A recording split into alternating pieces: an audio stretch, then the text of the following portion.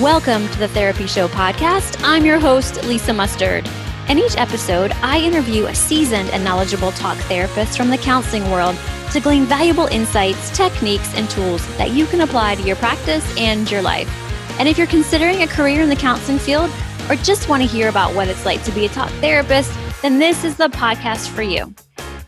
Did you hear the news? If you're looking for fun and convenient continuing education contact hours, I got you covered. Episodes 1, 2, and 3 are now approved for CE contact hours. Here's how it works. You can listen to the Therapy Show episodes while you commute, in between sessions, on your lunch hour, while you exercise.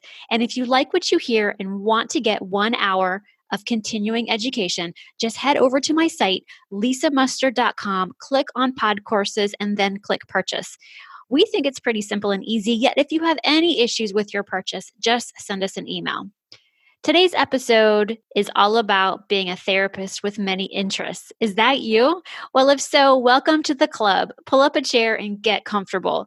We're going to dedicate this show to our peers who enjoy what they do, yet also feel called to do other things. My guest, Dr. Bryan Fox, shares his story and how he has carved out a career in addiction recovery and in performance consulting. He also gives practical tips for getting started in pursuing your passions. Here's a little bit about Bryan. He's the Director of Special Projects and Manager of the Adolescent Recovery Center at Prisma Health. He has 24 years of clinical experience working with adults and adolescents in both inpatient and outpatient behavioral care treatment settings. Currently, his focus is on the creation of a comprehensive dual diagnosis treatment center for adolescents. Recently, Bryan started Fox Performance Consulting, where he specializes in helping athletes, musicians, and performing artists elevate their performance by building and strengthening mental skills through their use of positive psychology, mindfulness-based interventions, and established sport psychological methods. You can connect with Bryan over at Fox Performance Consulting on Facebook and his website. And we hope you enjoyed today's episode. Hey everyone, welcome to another episode of The Therapy Show with Lisa Mustard. You know that's me, and I have a really cool guest on the show today.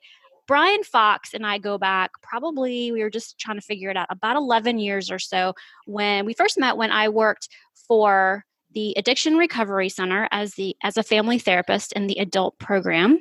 And I'll let you explain who you are and what you do, Bryan, but I just think it's really cool that we've kept our friendship up as well as a professional relationship up over the past year, many years that we've known each other. And I've wanted to have you on the show since I started. So welcome to the Therapy Show, Bryan. Well, awesome. Thanks. I'm glad to be here. Yeah, this is really cool. I'm glad you're here as well. Will you go ahead and share with our listeners, who you are and what you do? I know that's kind of a big question. Yeah. Pretty broad. No, that's fine. So you're right. We have known each other for a long time. So currently, I am the manager with our Adolescent Recovery Center at Prisma Health. And so what we do is provide partial hospitalization and intensive outpatient programming for adolescents who are struggling with behavioral health and psychiatric illnesses and substance use disorders. And you and I have known each other because my career has sort of spanned both working with adults and adolescents. I got started in that addictions field a long time ago, and that's how you and I kind of got connected with the Addiction Recovery Center. And it's sort of morphed into working with the adolescents. And so we've been doing this now. I've been building this clinic that we've got now for probably the last 7 or 8 years, and really kind of focusing on moving into the full spectrum behavioral health, mood disorders, as well as the substance use piece. Yeah, you guys are doing some really amazing work over there. And I was at your new center. How long have y'all been in that center now? You said. So we've been over here in this site now for about 2 years. We were co-located with our adult programming, which was fine. We kind of carved out our little niche back there, but it's been awesome to have our own space and let the kids kind of claim ownership of that. And, we've kind of built it specifically to make it comfortable for them, and they can kind of spread out and do what teenagers like to do and graffiti the walls. And we even made it so they can graffiti the walls if they want. And it's all easy to deal with. We don't disturb anybody. We don't have to worry about people getting upset because we're being a little loud or doing what, again, I can't, sometimes I'm not even sure if it's really that the teenagers were the ones bothering people that are our neighbors, or if it was us therapists who were just kind of enjoying ourselves with the kids that would sometimes create that. But we're in our own space, and that's awesome, and we love it. So Yeah, you have some really amazing therapists that work for you, some really seasoned and fabulous clinicians over there for sure.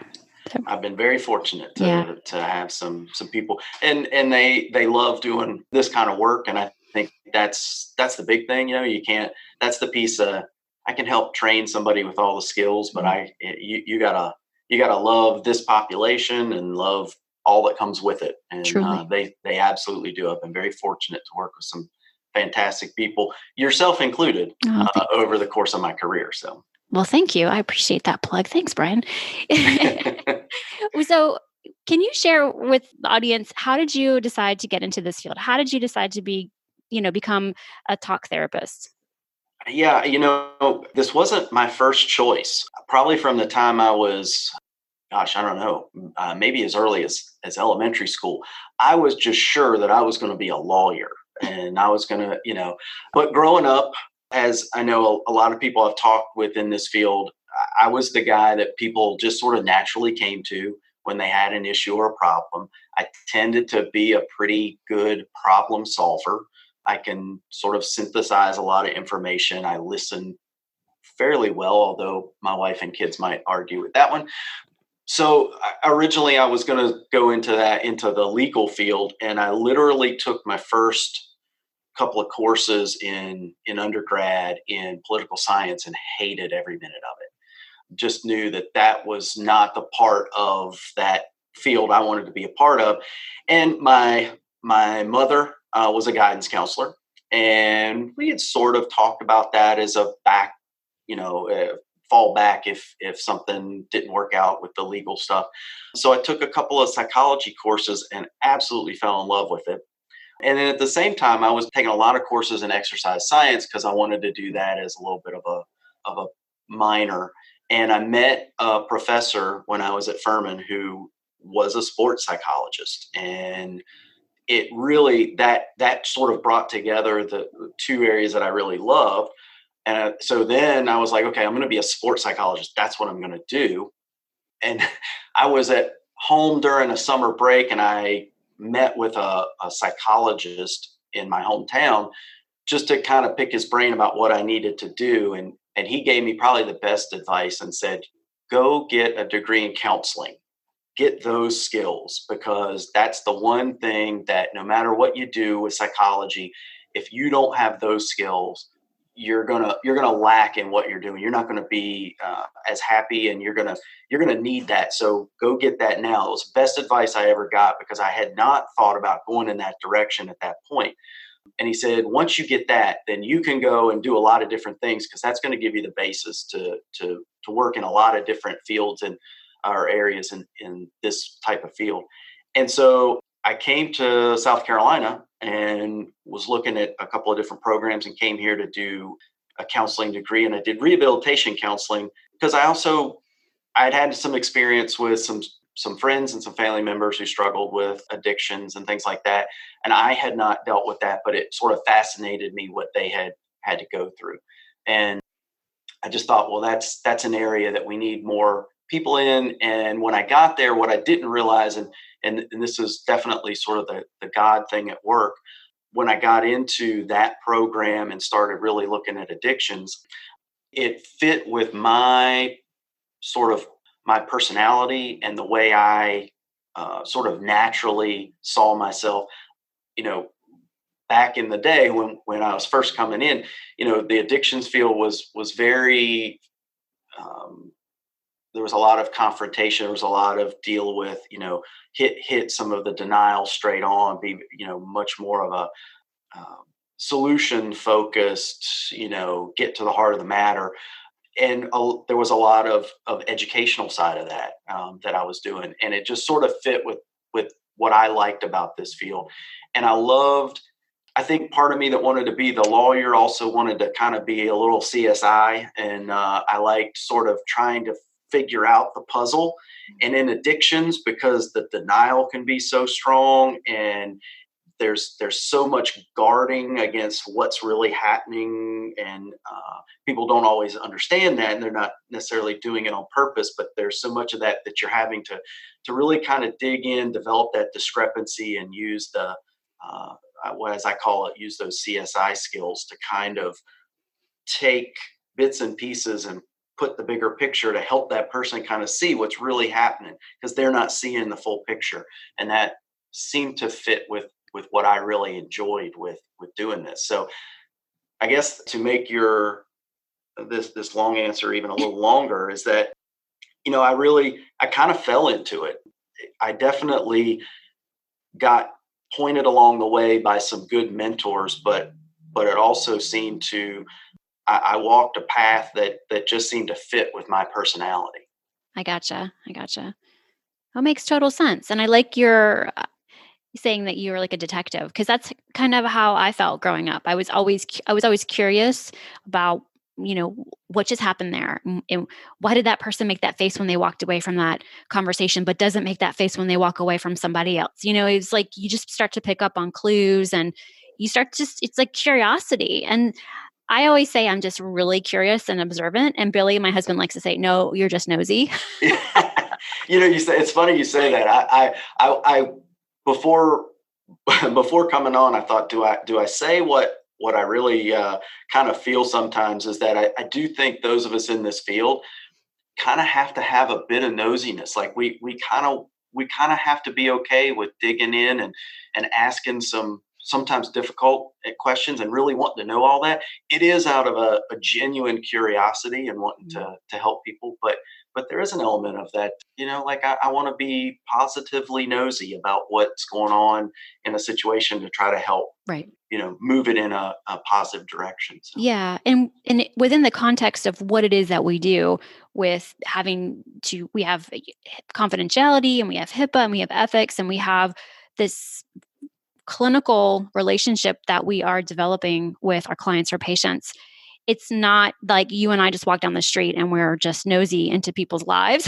Right. So we right. have permission we have the permission to ask these questions. And then if they, this is really for folks who are considering or aren't sure what that really looks like. I don't want people to think that, we just are nosy and we get into people's business. And, that's not what a counselor does. That's not what talk therapy is. We always have permission. We always have, confidentiality, all that good stuff. So thank you for sharing that. Yeah, definitely share what is truth for you. There's no judgment. There's no, I don't have an expectation of how you are supposed to show up. And that's really one of the cool things that I've always liked about you, is you are who you are when you show up, and you're very real, and you're very authentic, and you're very genuine. And I think that's probably why you've been so successful within your field. It takes all of those things to really make a mark in this profession. Absolutely. Yeah, I especially working with the teenagers. If you're not real, if you're trying to pretend or trying to come off, they're going to eat you alive, because they're waiting, they're looking for something that looks artificial, or they're looking for a way to kind of knock you down if you're trying to be them. I always tell other therapists I'm training that you have to know their world. You have to know what's going on in their world, but you can't pretend like you live in it, because you don't. And I was just talking with some families. I have soon to be teenage kids of my own, and which is scary in and of itself. But they're some of the things that they're bringing home, and I'm starting to see play out here with new trends that are really recycling some of our old stuff. But they would they don't want to hear that. But yeah, I can't walk in and try to think that I'm hip and can use all the language and understand all of that. I have to know about it, but I can't pretend that I live in it. So, because they will quickly point out that I am not in their world. So yeah. And just another cool thing about our friendship is that your girls are just a little bit older than my daughter, just a couple months, I think.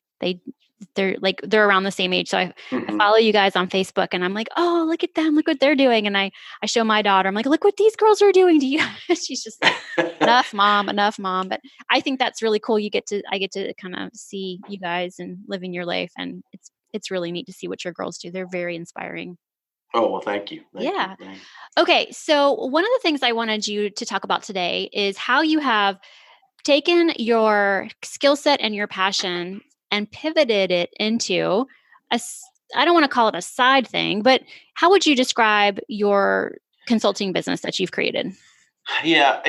Well, one, it's been a long-term goal and process, and it's taken a couple of different directions to over the course of the years. But as I think I said in the beginning, that one of the things that really got me excited when I was an undergrad was the concept of sports psychology and taking psychology and counseling, theories and models and methods, and applying them to sports. I always played sports growing up. I like being involved in athletics, and I tended to do things, and I probably found myself a victim more of my own lack of mental toughness and mental skills in my own performance. And so I knew how important that piece was. So I have kind of slowly begun to develop that consulting practice, because I think one of the things that for me that I do for my own self-care is step outside of working with, clients on a daily basis in a therapeutic realm. And what I do in the consulting area is less about trying to help folks who are in distress, and more in helping people just really build and enhance what they've already got. And so I'm working much more from a positive strength perspective in that area than working, in my daily job where, I've got kids that are, in real serious psychiatric distress. And that can be, it can be invigorating and it can be rewarding when you see kids get better and you see clients get better, but it also takes a toll because it's day in, day out of dealing with their difficulties as well. And you live in that world with them for the time that you're working with them. In the consulting field, it took everything that I gained. And when I got that that psychologist told me early on, go get a counseling degree, because that's going to serve you well, and understanding how to communicate and connect with people.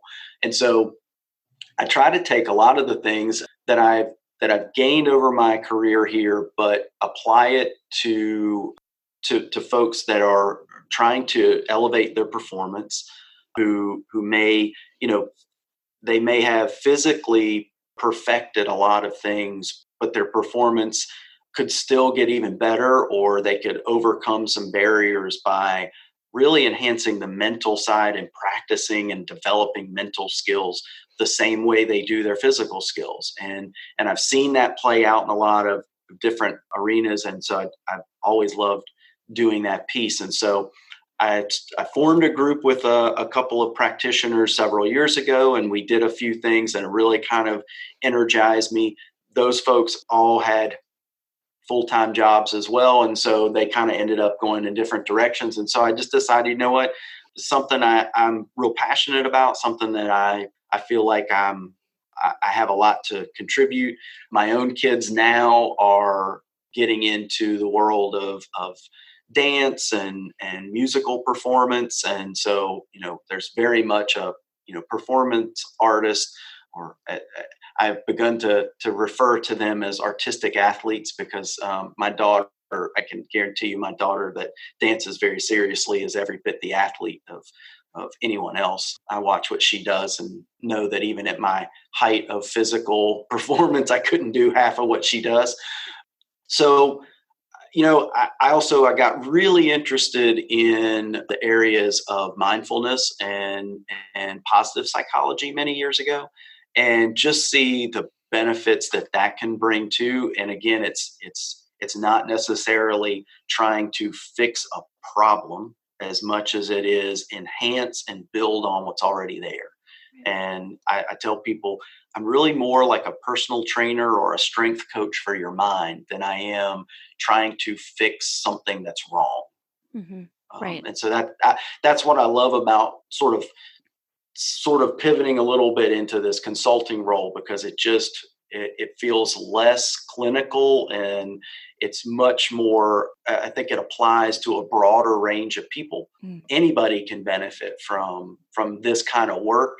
Doesn't mean that you have to have some kind of mental block or have some kind of problem. Although, I've worked with a couple of athletes that did have that. That's how they found me, but it certainly doesn't have to be that. Right.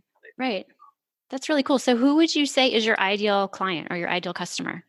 I really love continuing to work with the younger athletes. I like the teen to young adult athlete who is still perfecting both the physical side of that, but who also they're still very open to developing the mental side of whatever activity, sport, that they're doing, and they'll see kind of exponential benefits that it's one thing to go out and practice, and that's what I do doesn't overtake physical practice. But when you combine that with somebody that develops the resiliency to kind of bounce back from setbacks, when you see somebody that really develops, I'm a big believer in, and we hear a lot now in the field with the idea of growth mindsets and things like that. And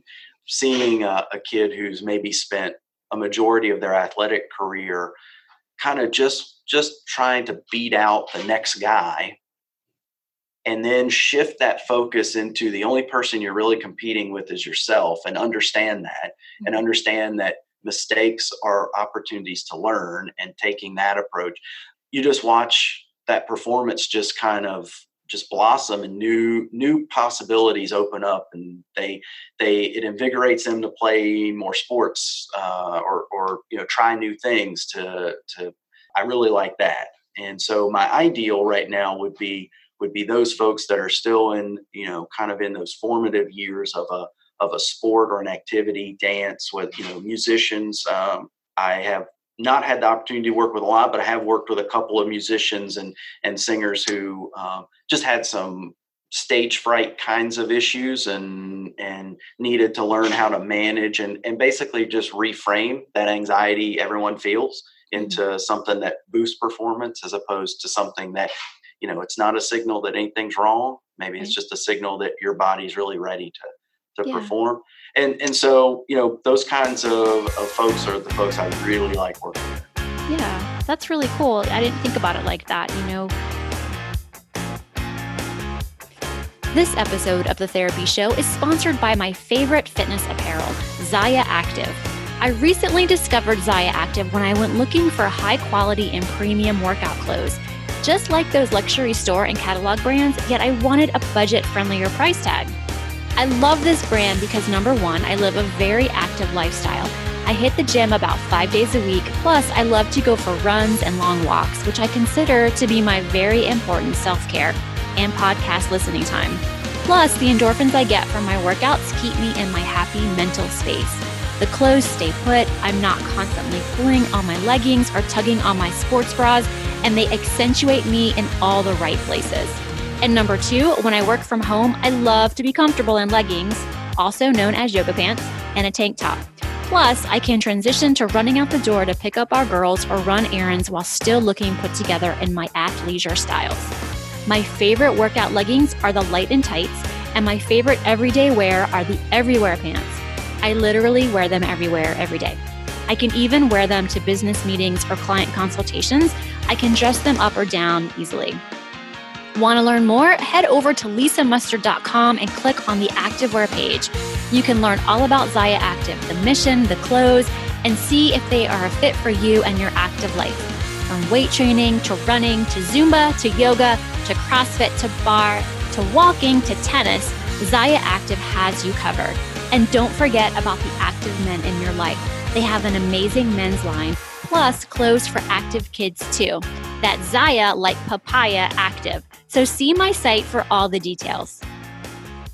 And now that you're sharing all of this, our daughter is a gymnast, and I'm thinking, a lot of what you're sharing are things that we talk to her about, but how cool would it be to bring in a third party to kind of get that external validation from a professional, versus mom and dad? I think that's a wonderful gift that you offer as a consultant. I think that's really cool.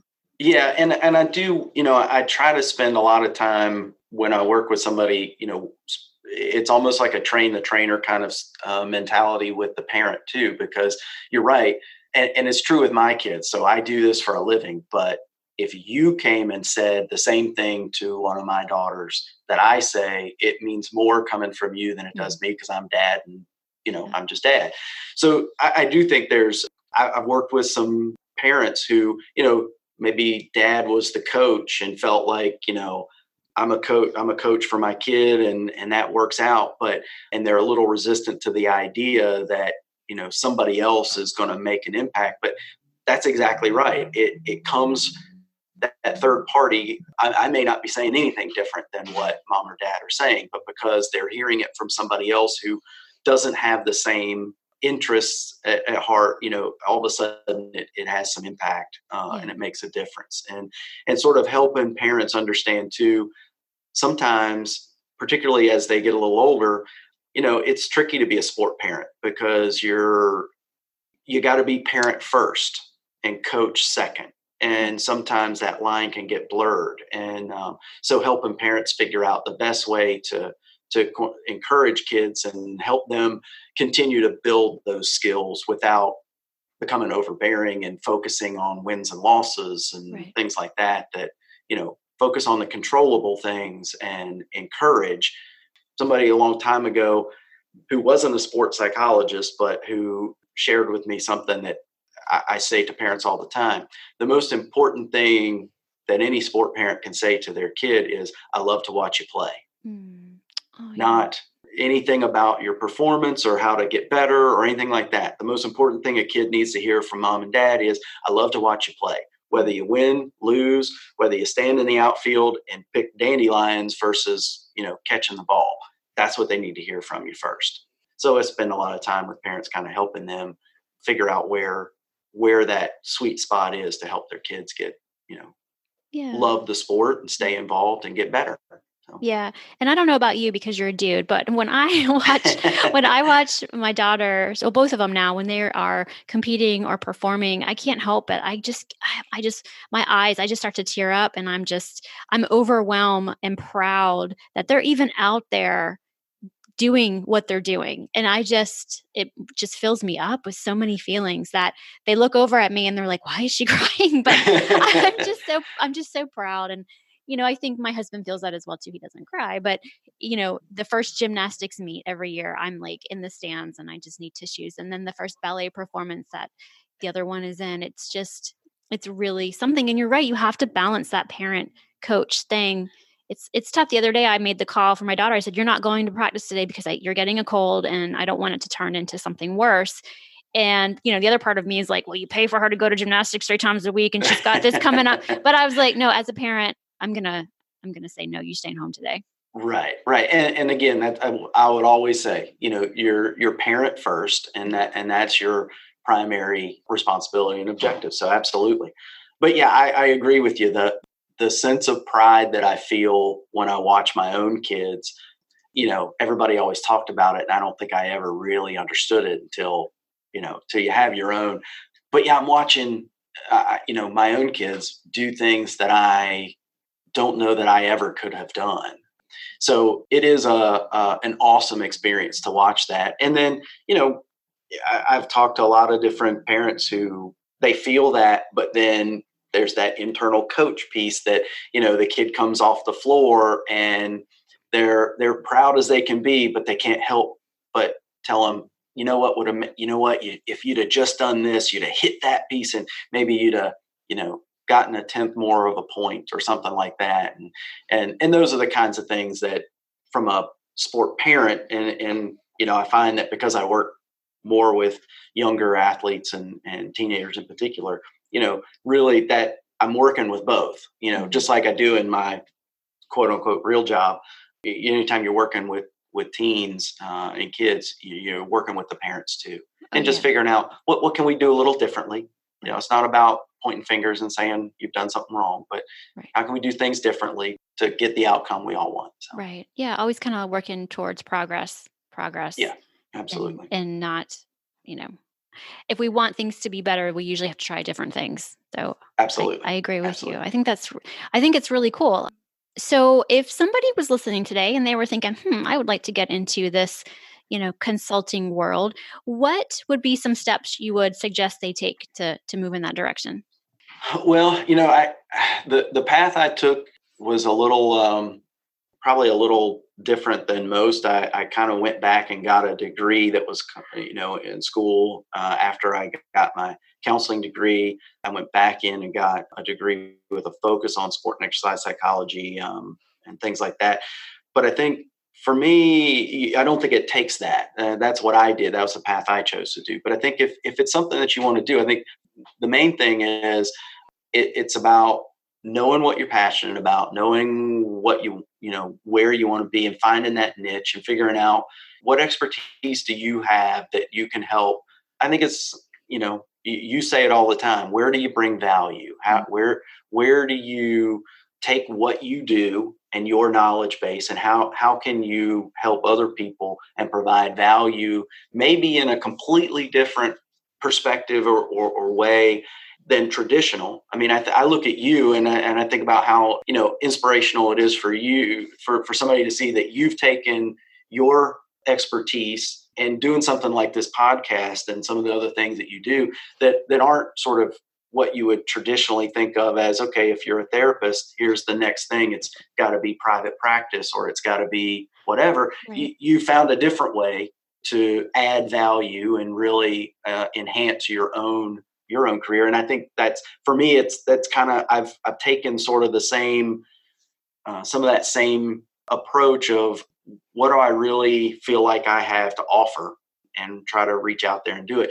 The nuts and bolts of developing it can also be a challenge. So I would, encourage people to talk to as many folks who are doing it as they can, and learn from those that have sort of blazed a path, and engage in as many different opportunities to understand things like business development and marketing and online presence and things like that is an ever evolving kind of thing. So, certainly reaching out to, again, people like you who are doing it and who have learned from other folks as well and can share some of that. So I think it's great. It's something, it takes a lot of work, but if it's something that you love, it's a great way I use it very much as sort of self-care from doing the day-to-day therapy kind of thing, because it's just different enough. It gives me a whole different outlook, and kind of gives me something that I'm excited about and passionate about. So. Yeah, I agree with you completely. The episode that released, well, when this episode releases, it's going to be a couple weeks from now, but episode 16 that actually launched today is with a woman who is talking about burnout and compassion fatigue. And that's something that she and I discussed a good bit before we even, started the interview. Was you're right. Like every day, the same types of issues, the same type of topics. After a while, for me, I just got a little burnout, and I was like, well, Yeah. I want to stay in this field. I love this field. I love helping people, but how can I take my skill set and shift just a little bit to the right and create something that still is helping people and adding value and staying within the game, and Yeah. I think that is such wisdom. You're doing it differently than I am, but anyone listening can do the same thing. They can, if they're feeling burnout, if they're feeling fatigue, it's not too late. It's because of technology, because of social media, because of the fact that we can reach people across the world. Like the sky's the limit for therapists with their skill sets. And I get so excited about that when I Yeah. start to talk to people. And I know you and I've talked about some stuff before. And of course, I want to know where you are with some of those things that we've talked about. But I got all these ideas for you now, of course, like I can't help it. Um, but But that's anyway, great. That's yeah, again why I agree. You've got to connect. I wouldn't be able to do what I do had I not one known you and watched you, but also kind of learned from you among others that were doing it. Because I mean, this is I could hang a shingle and say this is what I do, and nobody would show up, right, because they wouldn't know right, about it. yeah, And so there's a lot more that goes into it, but at the same time, it is totally doable. totally. I think the one thing that I would also say about that, as you were talking, I was thinking, there have been a lot of things that I have ended up doing through different things at the hospital that, had I not had the background in talk therapy, had I Mhm. not known how to communicate and felt comfortable in that kind of situation, I wouldn't be nearly as effective. And I walk into those situations and I watch other people in other fields who have to learn it on the fly. Yeah, And anything from doing media. I've been asked to talk about a subject on the news, and it's like, well, okay, most people are like terrified of that. It's not that difficult when you've been doing what we do, right. or as long as we've done it. Same thing with giving presentations, or one of the big things going on in the healthcare field right now is developing patient experience. And that's all about teaching people at every level of the organization how to develop rapport and how to have some emotional intelligence to recognize, how to be present in the moment and attend to the needs of the people around them, not just do your job, but understand who they are as a person and connect with them. And I'm Yeah, like, that's exactly what we do. right, So it's like a natural fit for somebody in our field to walk into something like that, right. because we already have that background. That's what we do every day. That's cool. I hope they're using you as one of their trainers for that. That's pretty cool.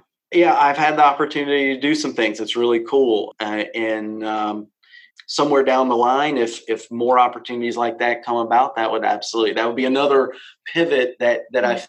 I look at and say, okay, if there's ever a point in my career that I feel like I have done what I needed to do here and I'm ready to move on, that would probably be another area that I would look at. So. Yeah, you would be incredible at that. I could definitely see you, doing that. I was curious, were there other, because I know you're really into charity work Mhm. as well. So how has that come about for you? Well, again, I think, none of us get into something like this. None of us get into a helping profession by accident. Mhm. It's something that, or if you do, you don't stay in this field very long.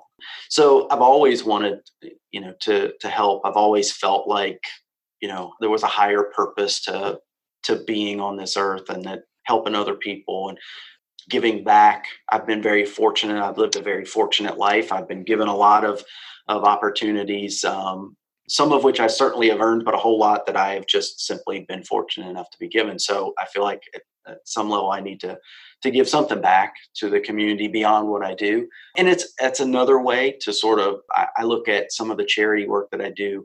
I've been connected with a local charity here in South Carolina called Children's Chance, that works with families who are dealing with pediatric cancer. And what we do is we attend to the non-medical needs, including the emotional needs, and we try to help take some of the pressure off parents by helping cover some of their financial expenses outside of the hospital, as well as giving them opportunities to kind of step away from the illness and not feel like their whole world is wrapped up. Let them forget about cancer for a little while. Mhm. Take them to a football game, or Yeah. we took a bunch of the boys to see monster trucks one time.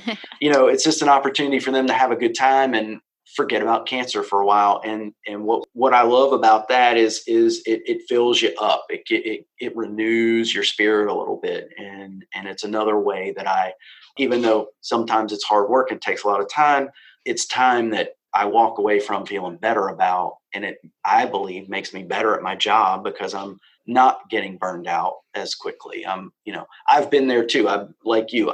There have been times when I have been burned out. I went back to school because I was burned out and wanted to do something different, and then that renewed me. And now I'm doing the consulting business, and I do charity work and things like that because basically my wife told me I couldn't go back to school anymore because I would go to school all the time if they let me. But but she said, no, we're not, you're not doing that anymore. Yeah. So that for me, the charity work is really just renewal.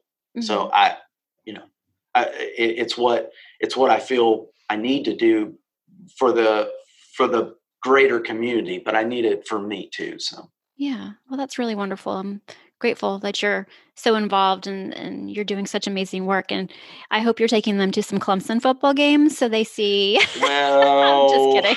I can't make any promises on that one. And those tickets are hard to come by here in South Carolina these days, but I got to give it to them. Go Gamecocks. They're doing great.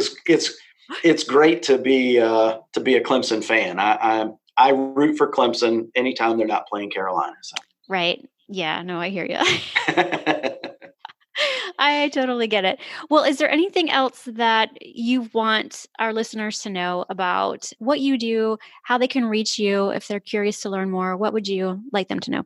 Yeah, no, I think it's admirable for anybody to want to go into this field. I think, I do think most of the time it is very much a calling kind of thing that you just kind of know this is where you want to be, but knowing what you want to do within the field, I think is really important. There's a lot of different options, a lot of different ways. So I'm, encourage anybody to reach out and talk to different people. Certainly can contact me at any point if there's any, just if you want to know more about what I do or how to get into what I do or just my thoughts. I will give anybody, my 2 cents on what they can do and how I would suggest they might go about it. But yeah, if anybody ever wanted to reach me, my consulting email is one of the better ways to reach me. And that's just bfox.fpc@gmail. That's Fox Consulting. You can look me up Facebook, Fox Performance Consulting on Facebook. But yeah, I think getting lots of good feedback if you're interested in this field, or if you're at a point where you're feeling like it's time to pivot a little bit and want to try doing some different things. And the more people you can talk to and the more information and feedback you can get and ideas are the better. So I'm always open to offering that for anybody that awesome. might be interested. Awesome. We'll definitely put your contact information in the show notes so folks can find you. This has been such an awesome interview. Thank you so much for coming on the show, Bryan. Well, thanks for having me. I really enjoyed it. You're welcome. Well, that wraps up another episode of The Therapy Show with Lisa Mustard. I know there are hundreds of thousands of podcasts out there, and I'm thankful you've chosen to listen to mine. Be sure to visit lisamustard.com to access the show notes and discover more fantastic content. And I'd be grateful if you subscribe to the show. Thank you.